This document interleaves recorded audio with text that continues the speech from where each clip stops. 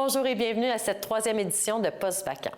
Aujourd'hui, notre sujet, les femmes. La Porte de l'Emploi nous accueille pour nous parler un peu plus de leurs services ainsi que d'un programme exclusif aux femmes. Sur ce, je vous souhaite une bonne émission.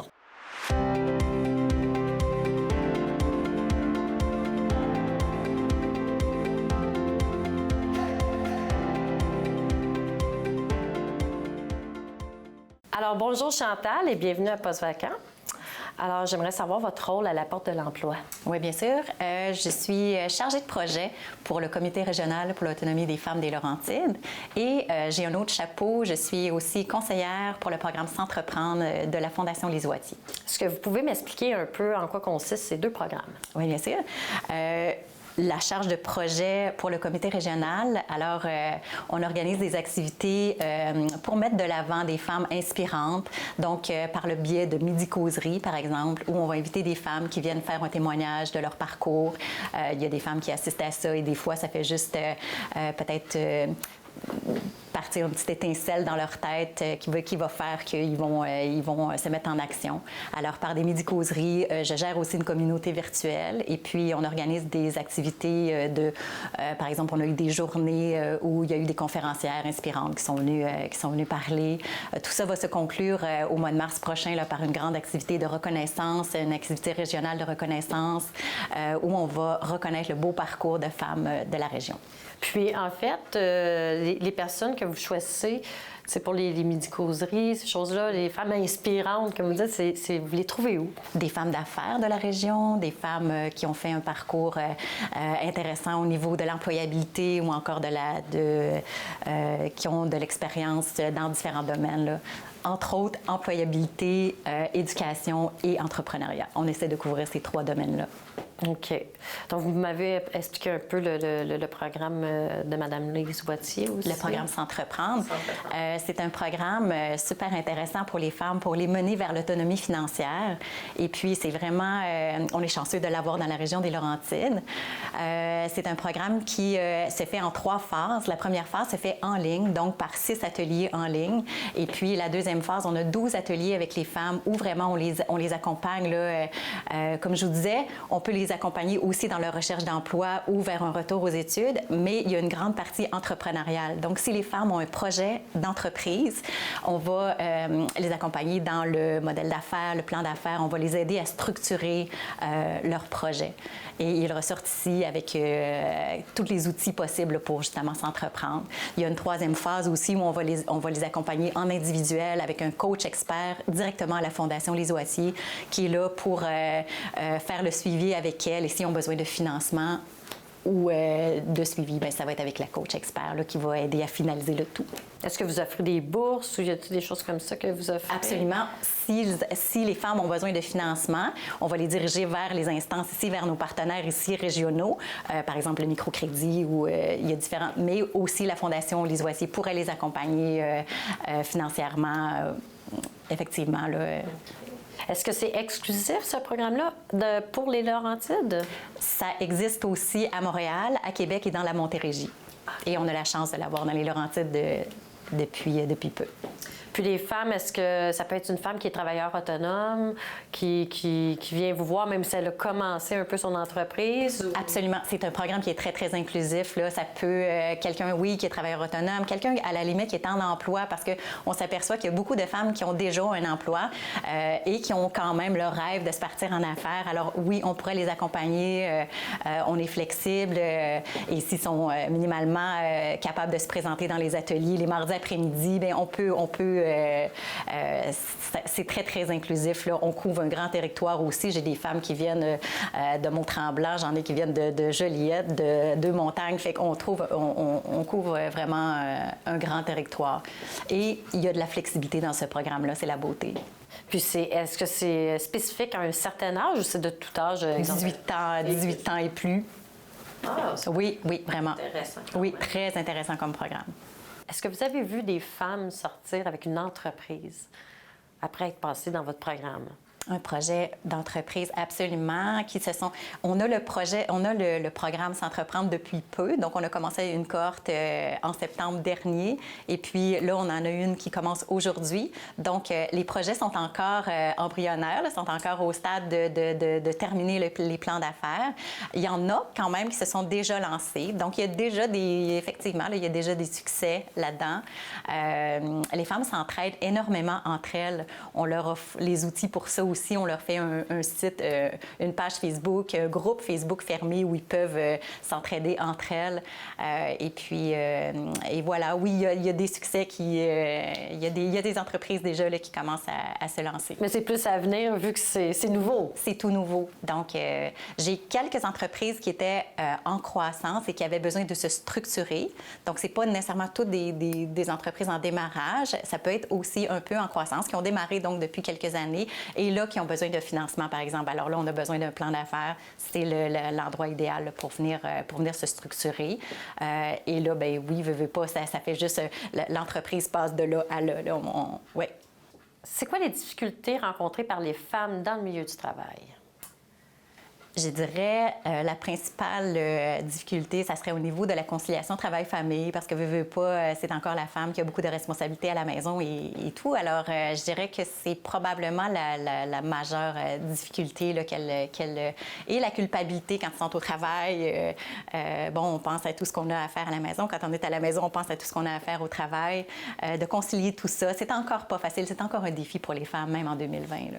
Quel genre de suivi faites-vous avec elles après l'embauche? Oui, une fois embauchées ou une fois démarrées dans leur entreprise, on fait toujours des suivis. On passe soit par téléphone, soit par courriel, soit par le biais de notre groupe Facebook.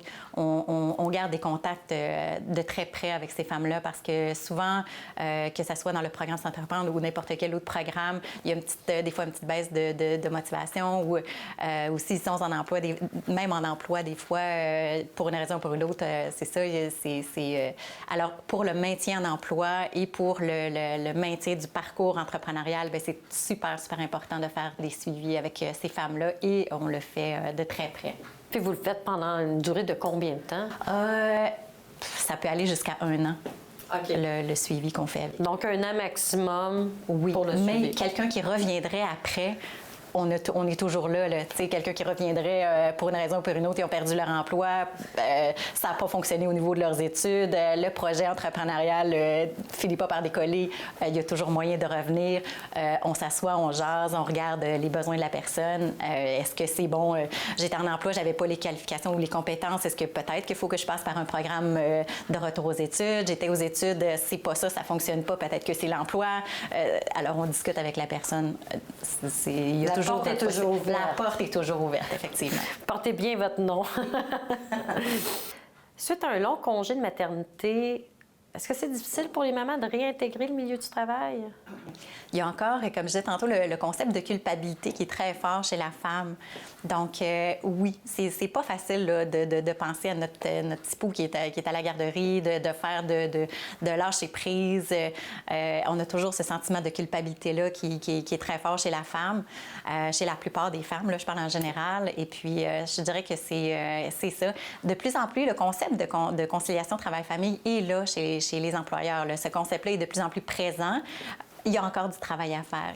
C'est le défi, là, vraiment, des femmes quand elles retournent sur le marché de l'emploi. On les prépare, par exemple, ici, par le biais tu sais, on a des groupes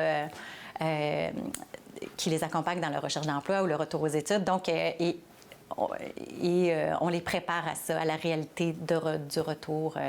Il y en a que ça fait plusieurs années, là, ils ont décidé de rester à la maison pendant plusieurs années pour élever les enfants. Et ça, on en voit plusieurs. Là. Donc, c'est pas juste le 1 an du congé de maternité. Souvent, bon, ils ont décidé pour une raison ou pour une autre de rester à la maison plus longtemps avec les enfants. C'est sûr que plus on est éloigné du marché du travail, plus ça va être un défi de le réintégrer, mais c'est toujours possible de le faire. Mais c'est un peu plus difficile quand tu as passé un bon bout de temps à la maison, exemple, oui. les jeunes années avec les enfants, oui. puis il faut oui. tourner. Oui, il s'agit d'expliquer ça à l'employeur, d'être capable de motiver son absence de toutes ces années-là sur le marché du travail. Et quand on est capable de faire ça, on les prépare, comme je te disais, là, à cette réalité-là. c'est certain là, que quand plus on est éloigné du marché du travail, effectivement, le défi est là. Les employeurs vont toujours demander pourquoi vous avez été si... mais dans le fond, c'est de les ramener sur maintenant. Qu'est-ce que j'ai à offrir maintenant? Je suis organisée, j'ai une garderie, j'ai tout ce qu'il faut pour me consacrer à 100 à mon travail. Bien, merci beaucoup. Ça m'a fait plaisir. Merci à vous.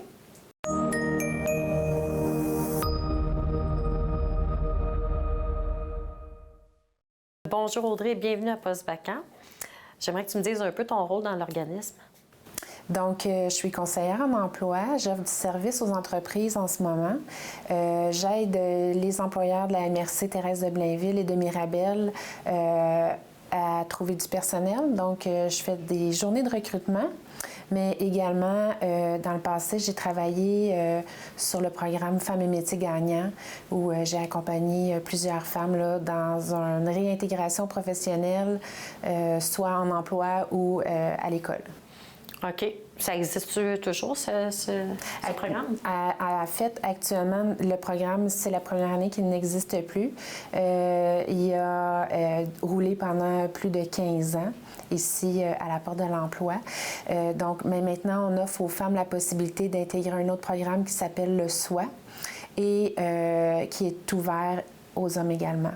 En fait, c'est un programme sur plusieurs semaines à temps plein où on va inviter les gens à différentes activités d'orientation, donc des tests psychométriques, des visites d'école, des conférences sur, par exemple, le harcèlement sexuel au travail.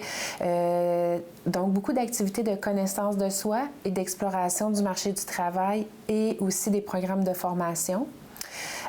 Donc, un programme qui vise vraiment l'intégration en emploi ou un retour aux études à la fin. Quelles sont les difficultés rencontrées par les femmes dans le milieu du travail?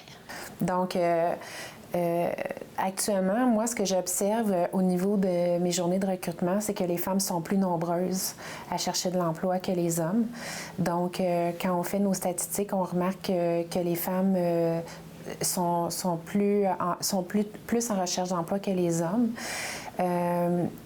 Au niveau de mes observations à moi, ce que je remarque aussi, c'est qu'en ce moment, il y a beaucoup d'emplois avec des exigences physiques qui, des fois, les employeurs peuvent avoir de la réticence à engager des femmes. J'aimerais vous dire que ça n'existe plus, mais malheureusement, je l'observe encore. Donc, il y a ça qui peut expliquer là, peut-être certaines difficultés à intégrer le marché du travail. Également, ils sont plus nombreuses à postuler sur le même type d'emploi. Donc, je vous donne un exemple. Si j'ai un emploi au niveau du soutien administratif, travail de bureau, tout ça, il y a beaucoup de femmes qui se présentent pour ces postes-là. Donc, c'est un élément de la réponse, là, pourquoi peut-être c'est plus difficile en ce moment pour certaines femmes d'intégrer le marché du travail. Plus qu'en construction ou ces choses-là. Et voilà, oui. Et où on disait que les employeurs peuvent être réticents aussi à engager une femme. Oui, donc par contre, je veux dire qu'il y a quand même beaucoup d'employeurs qui ont de la belle ouverture pour engager les femmes. Et même ils valorisent l'embauche des femmes, mais malheureusement, c'est pas encore tous les employeurs qui sont rendus à ces constats-là ou à cette façon-là de voir les choses. Comment faire en sorte que la personne s'intègre bien dans le milieu du travail? Donc, en fait, à l'heure actuelle, avec la rareté de main-d'œuvre, c'est sûr que la majorité des employeurs ont beaucoup amélioré tout leur processus d'intégration en emploi. Parce que le défi à l'heure actuelle, c'est de bien intégrer les gens pour qu'ils restent à leur entreprise. Donc, comment faire? Donc, évidemment, plus on va accueillir la personne convenablement, ce qui fonctionne bien aussi, c'est le jumelage avec des employés qui sont déjà à l'interne depuis un certain temps. Et aussi, il y a tout le volet formation. Donc, plus on va former les gens au moment de leur embauche, plus ça va faciliter leur intégration dans les nouvelles tâches aussi qu'ils ont à accomplir. Donc, je vous dirais que de ce côté-là, les employeurs font de plus en plus un beau travail d'intégration, étant donné qu'ils veulent avoir la rétention de leur main-d'œuvre. OK. Puis quel genre de suivi faites-vous avec elle suite à l'embauche? Donc, suite à l'embauche, c'est sûr qu'au niveau des journées de recrutement, ensuite de ça, on vérifie la personne si elle se maintient en emploi. Et si c'est idéalement, ce qu'on souhaiterait, c'est que les gens nous contactent avant de quitter l'emploi ou l'employeur avant de congédier la personne pour voir si on ne peut pas intervenir des fois pour faciliter la communication entre les deux. Mais malheureusement, souvent, les gens vont quitter l'emploi avant qu'on ait le temps d'intervenir. Donc, c'est des projets qui sont à développer beaucoup actuellement. Donc, au niveau du maintien, je vous dirais que ça va être les prochains défis qui s'annoncent là, pour nous. Vous offrez des outils en cas que quelqu'un veut partir de son emploi ou, comme vous dites, l'employeur, fait que vous faites une rencontre avec l'employeur ou l'employé, j'imagine? Oui, c'est ça. Donc, à l'heure actuelle, on a plus de facilité à rejoindre les employés, donc les gens qui ont utilisé nos services, qui nous connaissent. Donc, on va faire des suivis téléphoniques avec eux pour voir est-ce que ça se passe bien à l'emploi, est-ce qu'ils sont heureux dans leur nouveau milieu de travail et tout ça. Mais on voudrait éventuellement plus intervenir aussi en milieu de travail entre les employeurs et le personnel pour... en fait, l'idée, c'est de donner des outils à tout le monde pour que ça fonctionne sur une longue période. Quand est-ce que les femmes ont besoin de votre organisme? En fait, à différentes occasions dans le parcours d'une vie, c'est possible pour une femme d'avoir besoin d'aide d'un organisme d'aide à l'emploi comme la Porte de l'emploi. C'est sûr, après une longue absence du marché du travail, ça peut être intéressant de venir s'asseoir avec des conseillers pour faire le point puis regarder entre nos compétences et nos intérêts vers quel type d'emploi on devrait se diriger. Donc, ça peut être aussi pendant une période de chômage, donc avoir besoin d'aide. Des fois, il y a des gens qui n'ont pas eu à faire beaucoup de recherche d'emploi dans leur parcours professionnel, donc ils peuvent avoir besoin de soutien pour une période de recherche d'emploi suite à un chômage. Ça peut être également des gens que ça fait très longtemps qu'ils ont été absents du marché du travail après une période peut-être de maladie ou d'avoir été à la maison pour les enfants. Ou des fois aussi... ça peut être parce qu'ils arrivent dans la région, donc on a vu ça aussi, des femmes qui arrivent dans la région parce qu'elles ont accompagné leur conjoint ici pour connaître un peu c'est quoi les entreprises ici, puis c'est quoi le marché de l'emploi dans notre région à nous. Est-ce que les employeurs sont ouverts à une conciliation travail-famille? Donc, la beauté de la chose, c'est qu'en situation de rareté de main-d'œuvre, comme on connaît en ce moment dans la région des Laurentides, on observe une amélioration des conditions de travail. Donc, on voit que les employeurs veulent de plus en plus rendre possible la conciliation travail-famille pour leur personnel, dans le but qu'ils soient heureux et puis, comme je vous disais tantôt, qu'ils restent à leur emploi. Donc, oui, c'est possible. Pour les gens, je vous dirais de discuter de tout ça au moment de l'embauche et de voir qu'est-ce qui est possible d'être fait pour que tout le monde soit bien satisfait. Est-ce que vous voyez de plus en plus du télétravail? Oui, on voit qu'il y a une augmentation de ce côté-là, mais évidemment, ça dépend des emplois. Ce n'est pas tous les emplois qui le permettent. Donc, évidemment, oui, c'est une option que les employeurs n'hésitent pas à utiliser quand c'est possible. Merci beaucoup, Audrey. Ça fait plaisir. Merci.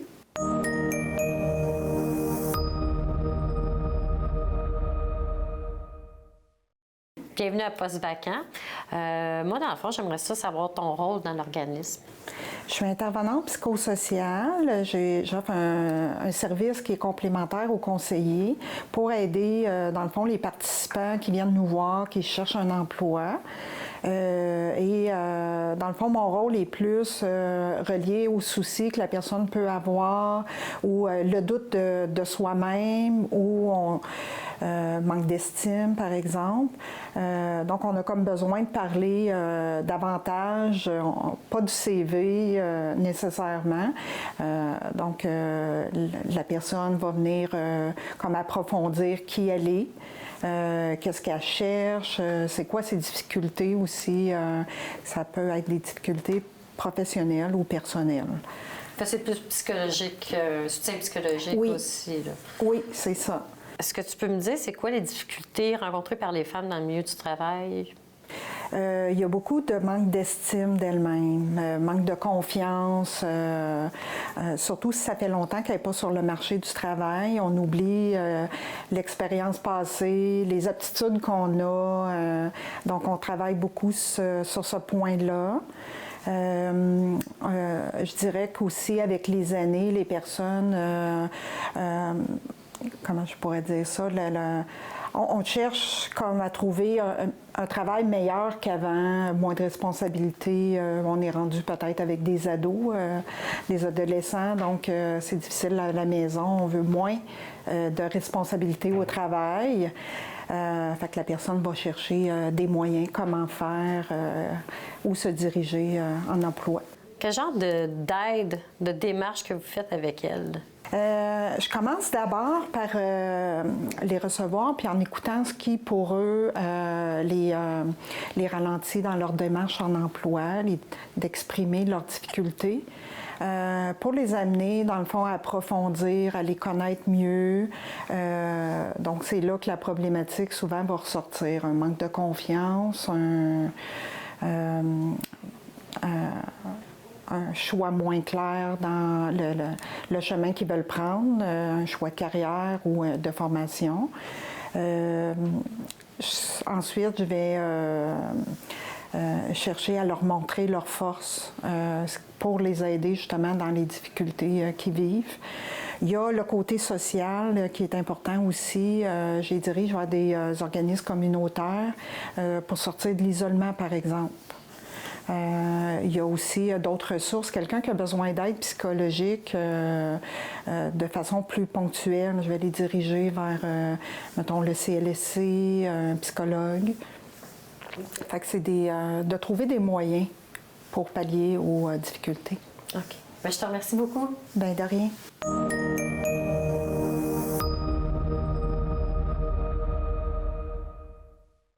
Bonjour, mon nom est Valérie Monette, conseillère en acquisition de talent pour RH Boulevard. Aujourd'hui, je vais vous présenter les marchés ouverts et les marchés cachés lorsqu'on est en recherche d'emploi. Donc, on entend souvent parler des marchés ouverts. Marchés ouverts, c'est tout ce qu'on... C'est partout où on va voir, dans le fond, les offres d'emploi. Majoritairement, on dit que 60 à 65 % des emplois vont être affichés, que ce soit sur des sites, justement, des plateformes, que ce soit avec des agences de placement en ligne. Donc, c'est vraiment des offres d'emploi qui sont accessibles à tous. Donc, aujourd'hui, la capsule va surtout porter sur le marché caché. Donc, environ 35 à 40 % des emplois ne sont pas disponibles ou on ne les aperçoit pas quand on fait notre recherche d'emploi. Et justement, quand on fait notre recherche d'emploi, c'est super important de mentionner à nos connaissances, donc notre réseau de connaissances, les emplois qu'on recherche.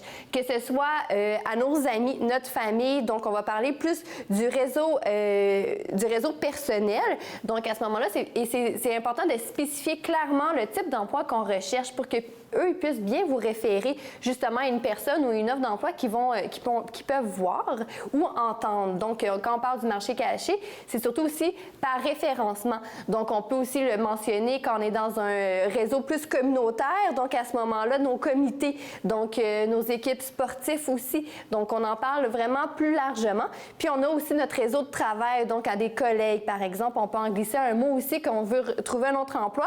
Eux, ils peuvent entendre de leur côté aussi différents ils peuvent avoir des opportunités pour vous à vous présenter. Donc, dans le marché caché, aussi, ce que vous pouvez faire, c'est de créer une banque de données avec des entreprises potentielles qui pourraient vous intéresser. Via le site Internet Emploi Québec, vous pouvez créer justement cette banque-là. Puis, vous pouvez par la suite communiquer avec ces entreprises. Donc, rentrer en contact avec vraiment une personne qui va pouvoir vous aider puis qui va pouvoir répondre à vos questions. Donc, il y a beaucoup de méthodes plutôt qui vont s'en venir, qui vont porter soit sur l'appel téléphonique. Donc, comment entrer en contact avec justement une entreprise. Puis par la suite, vous pouvez aller faire une entrevue exploratoire. Donc, à ce moment-là, rencontrer l'entreprise pour poser vous-même vos questions sur l'entreprise pour en connaître davantage. Donc, ces deux volets-là au marché caché, si on veut, sont très spécifiques et sont un petit peu plus complexes à pouvoir bien maîtriser. Donc, c'est pour ça qu'on invite toujours les gens à rencontrer peut-être une conseillère ou un conseiller en emploi pour pouvoir bien vous guider, pour pouvoir bien monter ces questions-là avec vous afin de rentrer en contact avec la personne et bien présenter, dans le fond, votre candidature et vous présenter, vous, en tant que futur employé, par exemple. Également, on peut faire des recherches via Internet dans le marché caché. Il y a plusieurs plateformes qui existent qu'on entend peut-être moins parler. Par exemple, en construction, il y a Construction 411, on a affaires.com, il y a Emploi Québec aussi. Vous pouvez créer votre propre compte pour recevoir des offres d'emploi également. Donc, plusieurs outils sont disponibles pour vous en recherche d'emploi. Puis, quand on est à la recherche d'emploi, ce qui est super important, c'est d'être proactif. Donc, on veut être actif. Il faut vraiment donner beaucoup d'heures à ce moment-là. Donc, on est dans notre réseau de connaissances. À ce moment-là, c'est un appel par jour. Donc, dans nos connaissances, on fait toujours un suivi. Avez-vous entendu parler d'un emploi pour moi? Donc, on peut aller avec les réseaux sociaux aussi, le mentionner. Je suis à la recherche d'un emploi, je cherche un poste en vente. Donc, il peut toujours être une façon de faire. Puis, sinon, si vous avez des entreprises qui sont intéressantes pour vous, c'est de les appeler. Donc, environ, on estime 10 entreprises par jour à contacter justement pour vous donner plus de chances puis vous faire connaître. Donc, quand on tombe à la recherche d'un emploi, donc c'est beaucoup de temps à mettre. Il faut être très proactif. Et pour pouvoir avoir de meilleurs conseils, si vous allez sur la plateforme Trouve ton X, vous allez pouvoir trouver un centre conseil dans votre région et vous rencontrer un conseiller en emploi qui va pouvoir vous parler justement du marché caché, du marché ouvert et de vous aider justement dans les démarches pour vous trouver un emploi sur mesure.